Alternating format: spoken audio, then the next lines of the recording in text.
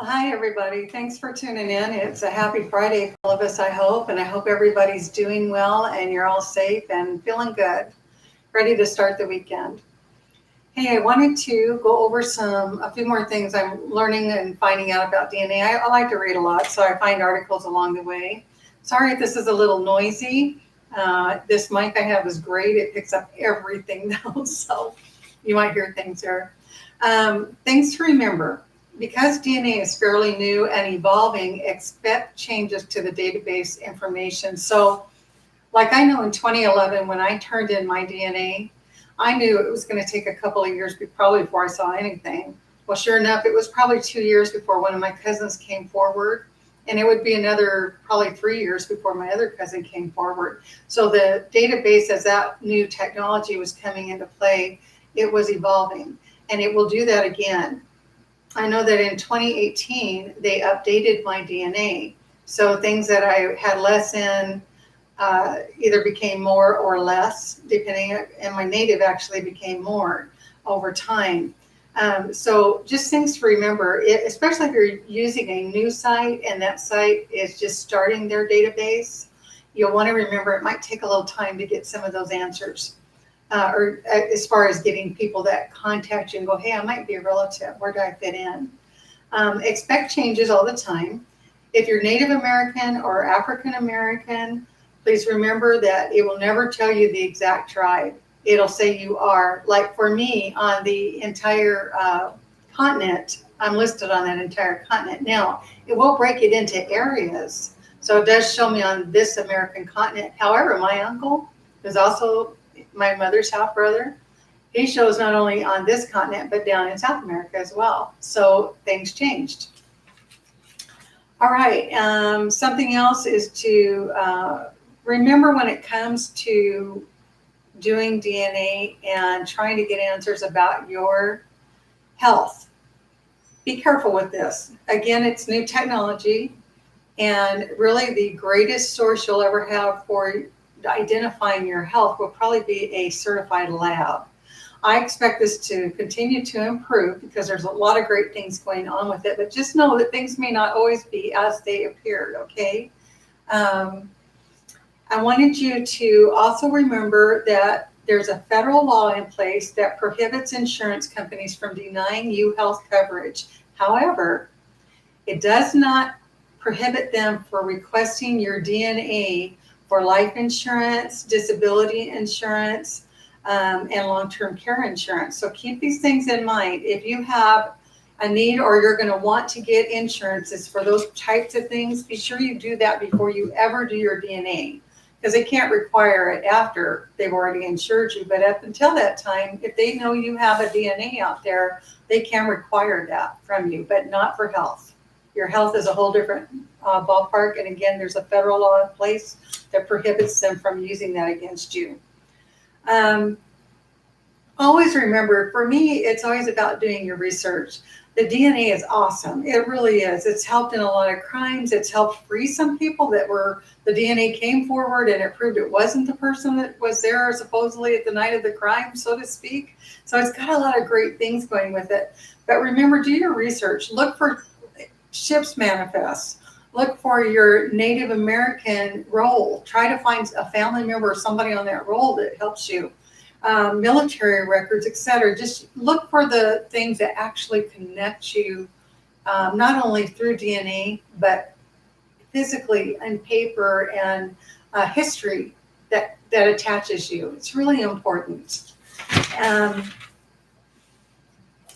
I wanted to give a shout out today. I saw something really neat. I am an intuitive person, so we all have that gift to some regard, but for me, it's always been a little bit more personal and a little bit more prominent. And I notice it is the same with my mother and one of my children. My other child, not so much, but I think it's because he doesn't embrace that. So I think all of us have that ability. It's just that for some of us, it's more into our soul. It's more of what we do. But anyways, I looked for things and I came across a young man named Matt Yellowhorse, and he does paranormal videos. And I wanted to give him a shout out. He's doing a great job out there. But one of the things I really liked is he actually talked about some other YouTuber people who are doing what I'm doing and what he does with YouTube. So I wanted to give them a shout out too, because he stated there's only 2% of the native population that pops up as far as YouTube. And so wanted to give him a shout out for his, if you get a chance, catch him. Got a great site going there. I really enjoy it. And then a young lady from Arizona named Winnie, hers is called A Girl Named Winnie. She does a lot of blogging, and she does fostering of dogs and animals. So that's a great resource for you to go to there too. And hey, Matt, thanks for posting that. He had another gentleman on there, but I couldn't understand the name very well, so I don't want to tear it up. But it's really nice to embrace and reach out to the different cultures out there and the different populations. So just wanted to update you a little bit on Horse. I haven't done more on him yet. I was explaining to my mom that I want Horse's focal point to hopefully be right in the center. So you notice that I added feathers to him, because to me a war pony would have some feathers on him. Maybe not necessarily, but I would assume that's a very regal and beautiful thing for a war pony. So I put them on him, but I always want the main focus of my horse to stand out. And I want you to not be drawn so much to the feathers. That's why they're kind of subtle. And I'm still looking at them and determining what more I want to do to them. And I suggest that you stand back sometimes and just take some time looking. For me, the first thing I see when I look at my horse is his eye. So that's what I wanted. I've got the beautiful sash for the Choctaw Nation and the citizens of Choctaw. And I've got the horse in here that would have protected his warrior and rider and brought him home safely on his journey. And so very beautiful. And just remember, I worry that sometimes I get a little busy with my paintings, but it's telling a story, and that's what I'm trying to do here. So, and learn more about my culture as time goes on. The other thing I'm working on, I wanted to give you an idea. I had forgot to take a picture of it originally when I started it. And one of my sons, the son that had given me this cross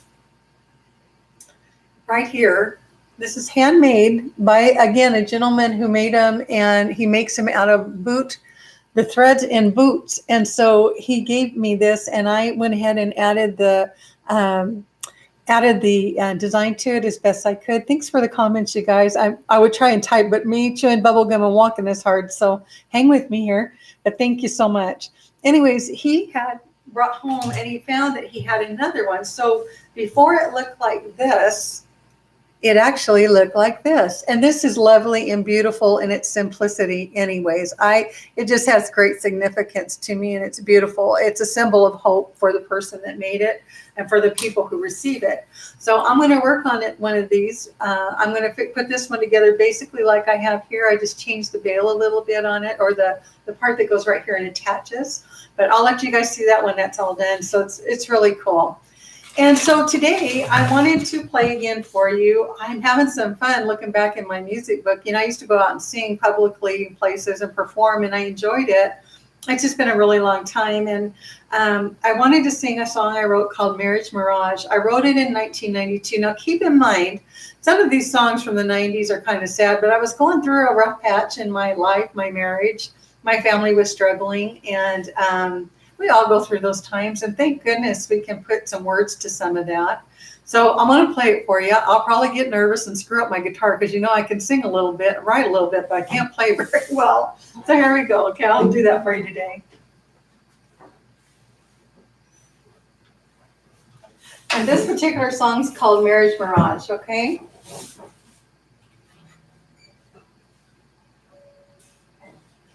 And I'm going to put this little guy here.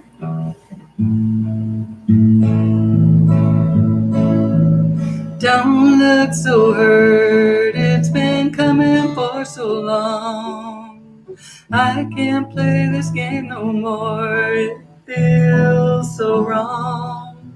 You push too hard and my back's up against the wall. I'm tired of living in this marriage mirage.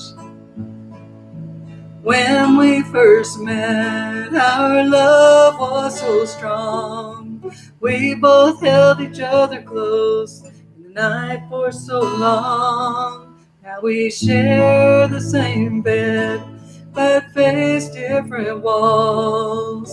Our love has died in this marriage mirage. Marriage mirage, the illusion hides the pain. Marriage mirage, just can't play this certain game. No one can see through this falsely worn smile. The tears I have cried, the loneliness inside. You say I'm to blame. Did you think it might take you? It's hard to wreck a home alone. It always takes two. I'm leaving this house. My broken heart's my cause. And I'm walking right out of this marriage mirage. Marriage mirage, the illusion hides the pain. Marriage mirage, just can't play this hurting game. No one can see through this falsely worn smile. The tears I have cried, the loneliness inside. No one can see through this falsely worn smile. The tears I have cried, the loneliness inside. There's mirage.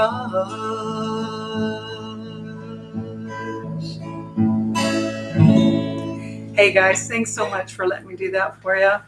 You know, like I said, I'm certainly a very happy and blessed woman these days. I have a wonderful family. I have a wonderful sweetheart husband in my life, and I am very cared for, and I appreciate that so much.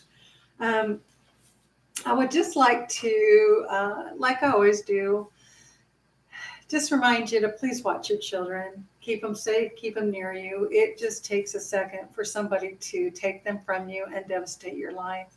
And we don't want that. It just takes 9 wonderful months to make them and create them. And you wait all that time and you anticipate. And even, I don't care if they're 35, 60 years old, you know, they're your babies. I still get called. I'm 58. I can admit it. I'm okay with that. I still get called every day by my mom. Are you okay? You doing good? My sweetheart, he's the same age. His mama still calls you okay? You doing good? We just do that. That's how we roll. We're parents. Please watch your children. And the sickest feeling in the world has to be when somebody devastates your life and touches your child and hurts them. Same for all your family members. Keep yourself close. I got the fan going. I'm in Arizona. It's a little warm out here today. And, you know, keep everybody close. Be safe. Be happy. Happy's a choice. You got the same britches on to get happy in that you got to be ugly and nasty in. So, you know, ugly and nasty, just wash that stuff and put on the happy ones, okay? You remember your blood calls you. You go out there and find it. I am Native by Heart Art by Shawn Shelton. Thank you guys so much for tuning in. I hope you enjoyed everything, and I'll catch you next Friday, okay? God bless.